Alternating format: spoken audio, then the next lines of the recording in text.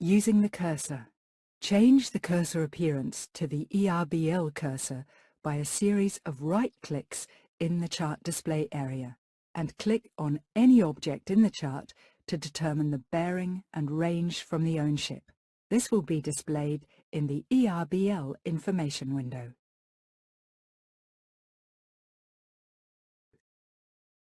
Second click. After a second click on the left button, the cursor changes to the second form of the graphic cursor. Move the cursor to the selected point of interest to get the bearing and range based on the centered point.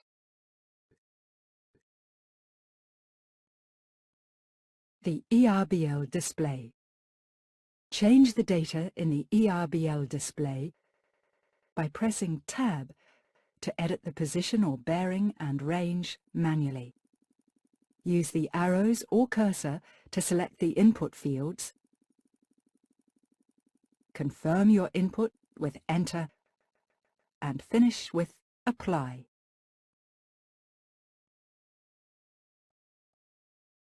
The EBL VRM window.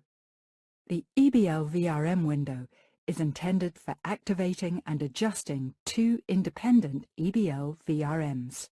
Click on EBL1 button and enter the value of bearing in the input field. Then press Enter to display the EBL in the chart display area. The same procedure will be followed with VRM1 activation. If it's necessary to use additional EBL VRM, click the EBL VRM2 tab and activate it in the same way with EBL VRM1.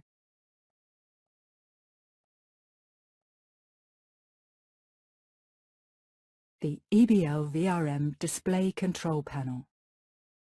To set the base point of the first EBL VRM pair relative to the ship's position, click on Offset button. The base point will become stationary and bearing and distance will be specified in the EBL and VRM boxes. If it's required that the EBL VRM center moves in accordance with the ownship, release the fixed radio button. Hardware control panel. The EBL and VRM buttons on the keyboard can also be used to adjust the values.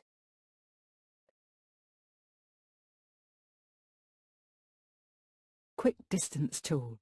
The Quick Distance tool can be accessed from the chart panel bar. You can select either rhumb line or great circle to measure a distance. Then the cursor will change to the graphic cursor and you can select the first point on the chart. Left-click there and then repeat it for as many points as necessary.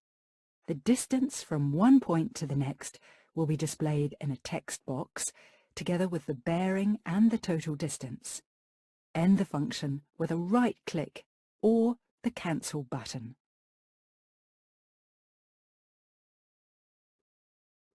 Enter coordinates manually. Coordinates can also be entered manually. Select the tool and press the Tab button to access the text boxes. The bearing, opposite bearing and range are displayed below the coordinates. Alternatively, you can enter bearing and distance, and the coordinates of the second point will be automatically displayed.